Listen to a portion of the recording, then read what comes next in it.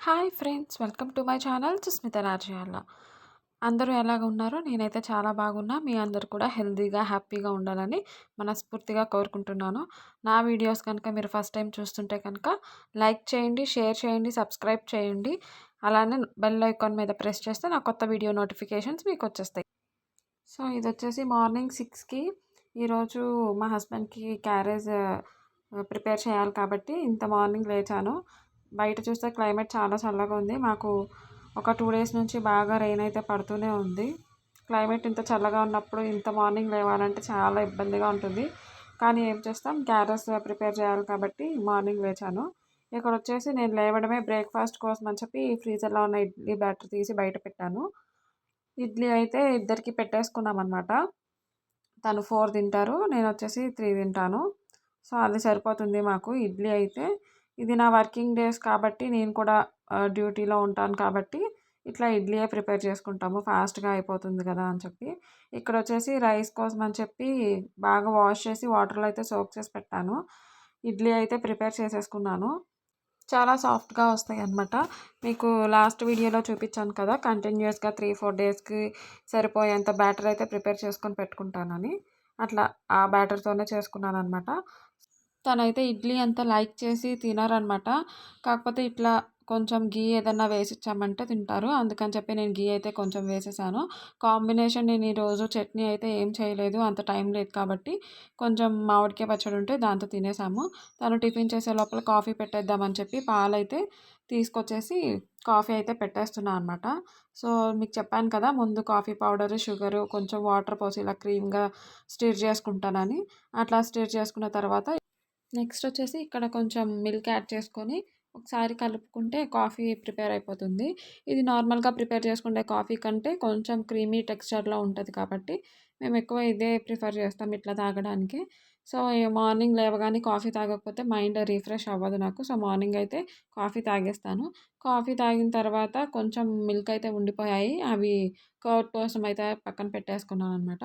కర్రీకొచ్చేసి నేనిక్కడ ladies finger అయితే cut చేసి పెట్టుకున్నాను. బెండకాయలు చిన్న చిన్నగా చాప్ చేసి పెట్టుకున్నాను. ఇది ఫ్రై కోసం అని చెప్పి.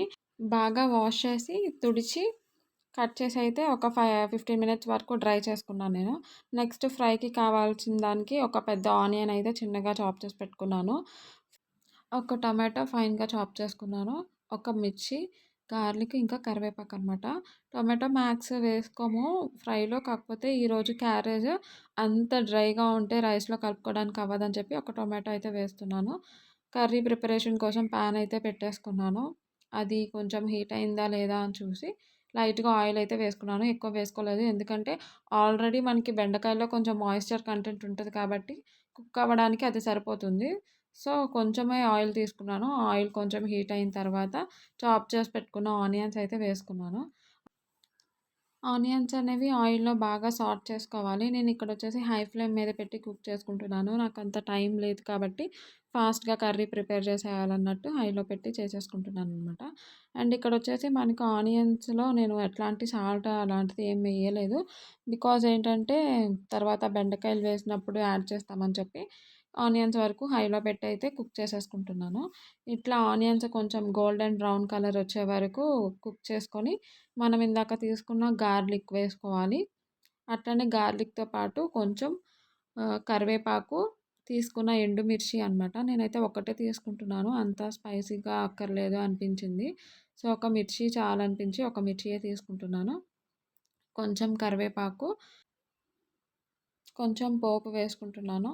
అట్లనే కొంచెం జీరా అనమాట. మ్యాక్స్ అందరూ గార్లిక్ అయితే కర్రీస్‌లో తీసేస్తారు కదా! అట్లా తీసేస్తున్నారు అనిపిస్తే గనక కొంచెం గ్రైండ్ చేసుకొని వేసుకుంటే కర్రీలో కలిసిపోతుంది. తీయడానికి కూడా మనకంత వీలుండదు కాబట్టి అట్లా చేసుకోవచ్చు. నాకంత మార్నింగ్, మార్నింగ్ ఆ టైం ఉండదని చెప్పి నేను ఇట్లా చేసేసుకుంటున్నాను.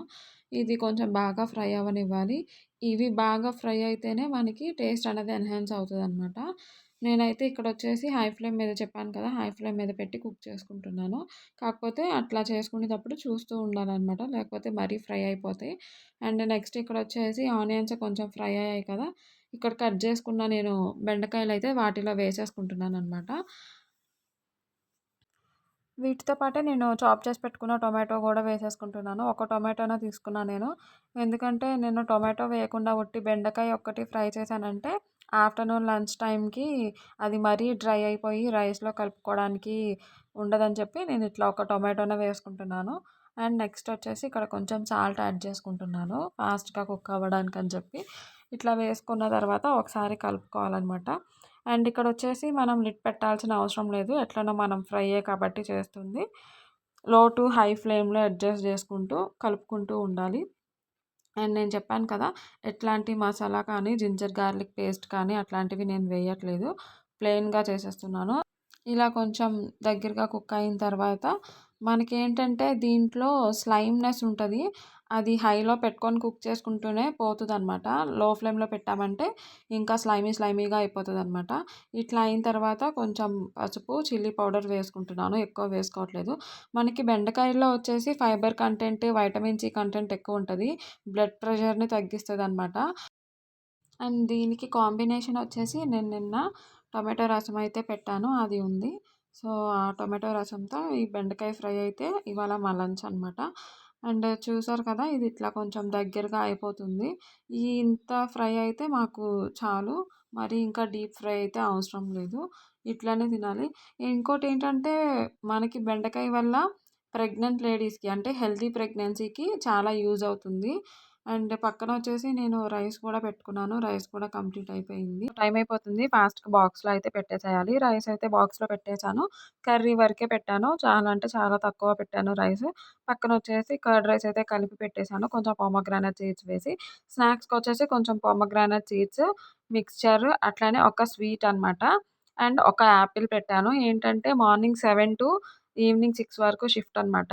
సో, అంతవరకు ఏమన్నా స్నాక్స్ తినాలనిపిస్తే ఏది మిస్ అవ్వద్దు అని చెప్పి అట్లా పెట్టాననమాట. ఫ్రూట్స్ ఇంకా ఒక హాట్, స్వీట్. సో, ఇది నా morning 6 AM to 9 AM vlog. Hope ఈ వీడియో మీ అందరికీ నచ్చుతుందండి. మళ్ళీ ఇంకో వీడియోతో మీ ముందుకొచ్చేస్తాను. Have a great day. Bye.